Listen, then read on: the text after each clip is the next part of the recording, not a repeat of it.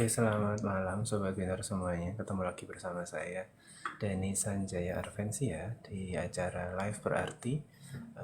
Berbinar here's to you gitu. Kalau mau tanya berbinar itu apa gitu ya, berbinar itu adalah platform di bidang edukasi dan layanan psikologi. Kami sebuah perusahaan, perusahaan yang nama lengkapnya adalah PT Berbinar Insightful Indonesia, dan kami kami memberikan layanan terkait edukasi, dan kami memberikan berbagai hal tentang topik-topik menarik yang ada di dalam produk kelas kami.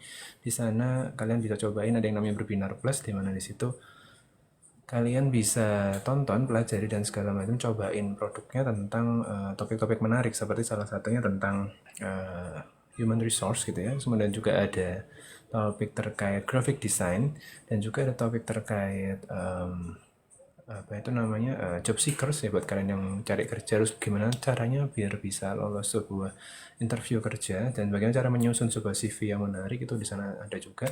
Terus ada topik-topik yang profesional kayak tadi human resource, ada graphic designer, ada product manager gitu kan, dan itu bisa kalian dapetin dengan harga yang sangat miring, dan benefitnya luar biasa banget karena kalian bisa nyobain produk lainnya dengan harga yang lebih miring. Nah, produk lain itu kayak apa tuh? Karena produk di bidang layanan psikologi juga selain edukasi, pasti kalian juga bisa dapetin konseling, dan juga ada yang namanya psikotes gitu kan. Tentunya harganya pasti lebih miring daripada kalian harus daftar langsung buat konseling sama psikotes. Kalau kalian lewat Berbinar Plus, kalian pasti akan dapat harga yang lebih murah daripada kalian harus daftar langsung konseling secara terpisah atau psikotes secara terpisah di Berbinar Insightful Indonesia gitu. Dan tentunya nggak usah takut, nggak usah khawatir. Kenapa? Karena di Berbinar Insightful Indonesia, di platform berbinar.in ini, kalian bisa dapetin produk-produk yang berkualitas. Kenapa? Karena kami itu memilih gitu ya, kami sangat berhati-hati dalam memilih narasumber dan psikolog yang kami ikut ajak kerjasama dalam produk-produk kami, supaya tetap menjaga kualitasnya, dan tentunya berasal dari keilmuan yang sesuai dengan topiknya, nggak kayak sekedar influencer pada umumnya, sekedar pintar ngomong aja tapi sebenarnya dia nggak kuliah di situ. Tapi di sini kami pastikan orang-orang di dalamnya adalah orang-orang yang telah lulus di bidangnya dan punya pengalaman yang lama di bidang tersebut gitu. Jadi jangan takut, jangan khawatir, pasti kita akan menjaga itu terus kualitasnya. Dan meskipun dengan harga yang terjangkau, tapi kalian bisa dapetin kualitas yang terbaik gitu. Dan termasuk beberapa layanan lainnya seperti konseling dan psikotes bisa kalian cobain juga, karena konselingnya ditangani langsung oleh para psikolog. Dan kalau kalian pengen yang sebaya, bisa juga pakai ke peer counselor juga. Psikotesnya gitu juga banyak banget, dan tentunya kalian bisa gunakan layanan-layanan itu mulai dari gratis sampai yang bayar. Gimana caranya, cara daftarnya, cara pakainya gitu kan. Bisa kalian tanyain langsung ke admin TikToknya Berbinar di tiktokberbinar.in gitu ya.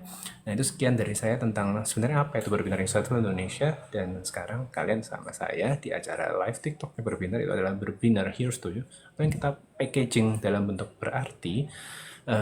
Di sini bersama saya Dani Sanjaya Arvensia, SPSI MPSI Psikolog, di mana saya adalah psikolog dari Berbinar Insightful Indonesia. Dan di sini kebetulan adalah salah satu layanan gratisnya Berbinar gitu ya. Lewat live TikTok ini kalian bisa nanya langsung ke saya sebagai psikolog tentang berbagai hal gitu ya. Bayangkan ini ada sesuatu yang gratis, jadi manfaatkan dengan sebaik-baiknya, karena kita nggak akan lama di sini di live TikTok yang Berbinar, cuma 30 menit aja.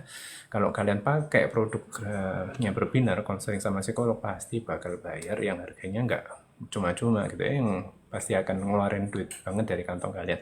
Nah, mumpung ada di acara ini, yuk kita bareng-bareng bisa ngobrol bareng, diskusi, tanya langsung sama saya gitu kan, tentang berbagai hal yang bikin kalian itu overthinking, bikin kalian itu kepikiran gimana cara cari solusinya. Di sini bukan buat ngejulit, tapi buat kita ngobrolin bareng, cari solusinya bareng, supaya bisa menginspirasi orang-orang lainnya juga lagi nontonin live TikTok yang Berbinar kali ini.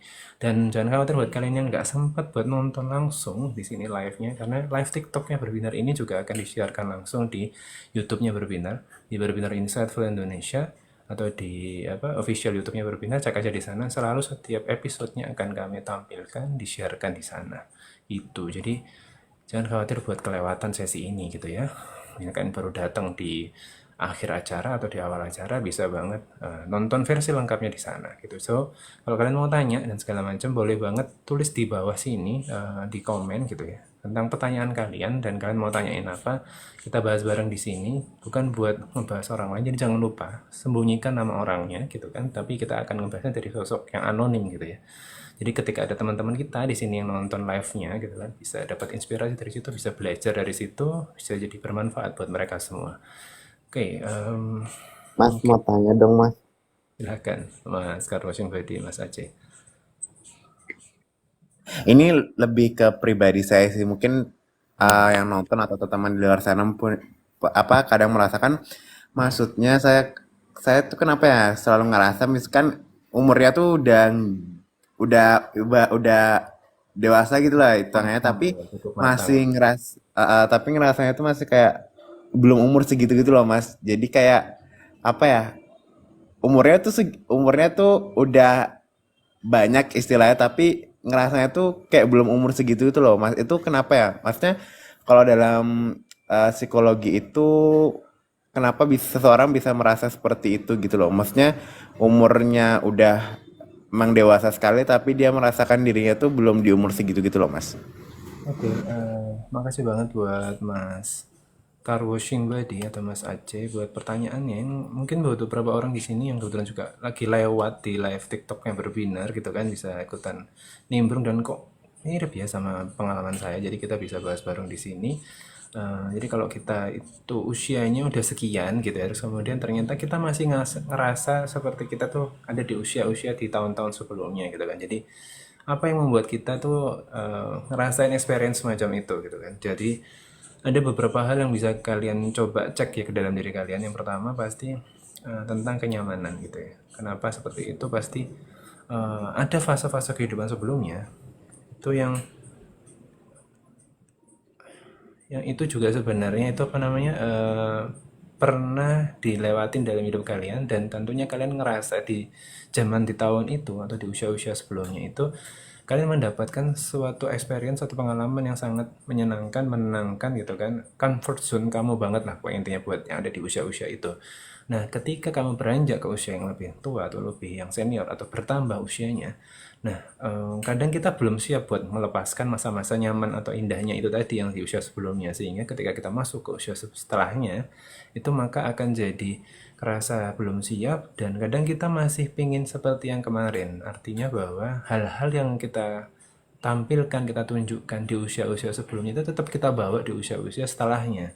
Sehingga itu yang bakal bikin kita tetap ngerasa seperti usianya belum seperti usia yang seharusnya gitu kan. Usianya kita misalkan masih, kita udah usianya 30 sekian gitu kan, ternyata kita masih ngerasa seperti usia 20 sekian gitu. Artinya di fase-fase di usia 20 sekian itu ternyata tuh kita ngerasain rasa nyaman, kita ngerasain punya teman-teman yang menyenangkan, kita ngerasa itu masih belum ada pressure yang begitu kuat, atau mungkin kita merasa semuanya itu masih kita bisa rasakan tanpa harus naik usianya gitu kan. Nah, ketika kita masuk di usia yang 30 tadi, di usia sesungguhnya, ternyata itu kita tahu, sadar, realize gitu bahwa ternyata eh, itu tidak seperti usia sebelumnya kenyamanannya itu, sehingga pasti kita sebagai manusia akan memilih gitu ya, memilih untuk yang lebih enak gitu kan. Pasti manusia seperti itu, nggak mungkin orang bakal pilih yang lebih nggak enak, tapi pasti pilih yang lebih enak, lebih nyaman, lebih yang bikin dia jadi ngerasa comfort di situ gitu ya. Artinya kadang orang menjadi lebih suka tetap hidup di usia sebelumnya meskipun usianya sudah lebih dari sebelumnya. Kayak gitu. Itu yang versi yang pertama. Kedua, bukan permasalahan tentang kenyamanan atau apa, tapi memang suasana pembawaan dirinya gitu ya. Artinya akhirnya kesan itu muncul di depan orang lain. Ketika orang lain itu melihat diri kita itu seakan-akan masih bergaya, beraktivitas atau berperilaku seperti usia-usia yang di usia lebih muda gitu kan. Itu kelihatan banget dari perilaku-perilaku kita di depan orang-orang dan masyarakat sekitar kita. Dan tentunya eh, itu kenapa? Itu maksudnya gini, kecenderungannya lebih ke positif. Jadi ada yang bilang itu apa ya? Semangat mudanya masih terasa. Kan banyak orang-orang usia yang lebih tua tapi ternyata mereka tetap masih beraktivitas yang menyenangkan seperti anak-anak muda yang dia masih sering naik gunung, mereka sering masih apa namanya traveling naik motor gitu kan, mau bareng-bareng sama teman-teman satu gengnya kayak gitu kan. Artinya mereka sangat menikmati masa-masa fase itu. Artinya mereka tetap jalanin kehidupan sehari-harinya sesuai dengan usianya, tapi mereka juga punya aktivitas lain yang itu bikin mereka happy, bikin mereka itu ngerasa seperti masih di usia-usia muda gitu kan. Jadi itu bukan sebuah kesalahan.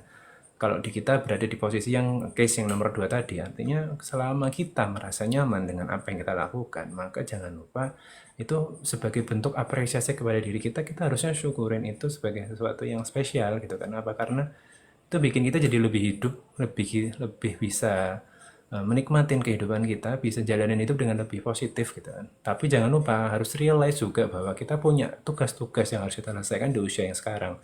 Jadi kenikmatan, aktivitas menyenangkan yang kita lakukan dengan kita itu melakukan kegiatan perilaku atau menunjukkan sifat-sifat kita di usia sebelumnya itu bagian dari aspek entertainment kita ke dalam diri kita sendiri, sehingga kita menjadi nyaman dengan diri kita sebagai bentuk healing factor juga, supaya kita juga nggak terlalu sibuk dengan pressure yang kita rasakan di usia yang sekarang. Tapi jangan lupa juga bahwa banyak sekali tugas-tugas yang harus kita selesaikan, problem-problem yang harus diselesaikan. Jadi begitu aktivitas menyenangkan itu selesai, kita jadi lebih semangat buat jalanin kehidupan yang sesungguhnya gitu. Jadi jangan sampai kelewatan aspek yang realitinya jangan sampai kehilangan. Jadi menyenangkan tetap jalan, terus kemudian kenyataan tetap dijalankan kayak gitu. Oke, ada pertanyaan berikutnya. Oke, Mas Eh, Aceh. apa namanya, masih lanjutan dikit nih Mas sebelum Ya, boleh. pertanyaan. Kalau misalnya itu lingkungan kerja tuh mempengaruhi juga nggak sih Mas karakter seseorang? Maksudnya dia tuh umurnya tuh udah lebih yang tadi seperti yang saya bilang tuh kan contoh tadi di sini saya sendiri, tapi lingkungan kerjanya itu kebanyakan rekan kerja itu di bawah dia gitu. Apakah pembawaan teman-teman kerja itu sehingga dia tuh ngerasa kalau belum umur segitu juga gitu karena teman kerjanya banyak kan lebih muda kayak gitu Mas. Ya. Apakah itu juga? Apakah punya pengaruh gitu ya. Jadi kadang gini nih, kita tuh berperilaku sesuai dengan setting tempat kita berada gitu. Artinya kalau kita lagi di tempat kerja, maka kita akan menyesuaikan diri dengan lingkungan tersebut. Kalau kita lagi di rumah, kita menyesuaikan diri dengan lingkungan di rumah. Artinya setiap lingkungan yang kita datangi, lingkungan tempat kita berperilaku, itu tuh pasti punya punya peran yang kita harus jalankan masing-masing. Ketika di kantor, maka kita punya peran sebagai rekan kerja gitu kan. Kita sebagai pekerja, sebagai karyawan. Di rumah kita sebagai seorang anak atau seorang ayah atau seorang ibu, atau kita sebagai anggota keluarga gitu kan. Di lingkungan pertemanan pun kita sebagai teman, sahabat dan segala macam. Peran-peran itu jangan sampai kita samakan satu sama lain. Jadi kita harus menyesuaikan diri dengan kondisi tersebut. Artinya bahwa kalau kita itu tahu kita berada di lingkungan yang berbeda-beda, maka kita harus sadar bahwa kebutuhan untuk menyesuaikan diri itu perlu ada, karena kita adalah makhluk sosial yang pasti perlu interaksi satu sama lain, karena kita pasti perlu untuk bekerja sama untuk mencapai sebuah goals dari apa yang kita harus kerjakan. Kalau di kantor pun kita tahu, karena goals kita adalah mau menjalankan misi atau menjalankan visi misi perusahaan atau menjalankan target kinerja dari yang diberikan oleh perusahaan, maka kita harus gimana caranya bisa blended kepada tim itu gitu kan. Termasuk apapun itu terkait usia. Ketika usianya memang kita harus berkumpul sama anak-anak yang usianya lebih muda, artinya kita juga harus ikut ke youth culture itu, harus berjiwa muda juga gitu kan. Nah, tapi kita jangan lupa, meskipun kita berjiwa muda, jangan lupa dengan tanggung jawab yang harus kita lakukan di kantor gitu. Jadi sehingga itu secara otomatis akan muncul dalam diri kita, karena kita pasti akan menyesuaikan diri gitu kan. Nggak mungkin ketika kita harus berkumpul sama anak yang usianya lebih muda kita ngebahas obrolan-obrolan yang seusia kita, jadi kan nggak nyambung. Akhirnya hal itu terbiasa setiap hari, karena kita menyesuaikan diri, akhirnya kita ngerasa lebih youthful gitu ya, ketika kita berada di lingkungan kantor yang notabene usianya anak-anaknya atau rekan-rekan kerjanya lebih muda daripada kita. Dan itu sesuatu yang sangat wajar, artinya kita bisa menyesuaikan diri di lingkungan kerja.